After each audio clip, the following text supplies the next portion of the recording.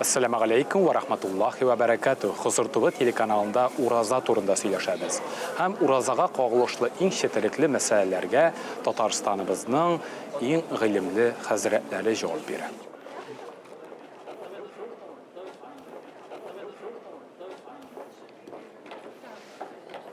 Faziletleri bir küp türlü.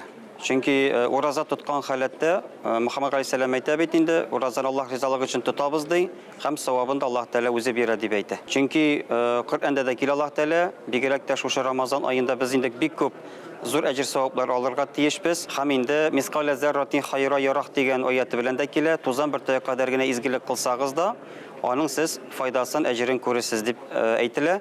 Şuna göre indi Ramazan ayında başka aylardan karaganda ecir savab kübrek berilir. Mana hadis var Peygamberimizin bir harfine 1000 ecir savab. Yani indi 700'den alıp 900'e kadar ecir savab berilir deyip aytile.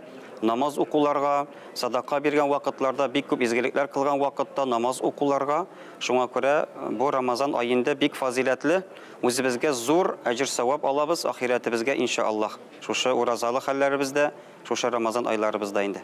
Sizning için әлеге topşırıqlar faydalı bulğan deyip ümitlenip qalabız. Hem kilesi şıraşılara kadar deyip inşallah sağollaşabız. Assalamu alaikum ve rahmetullahi ve berekatuhu. Sağ olunuz.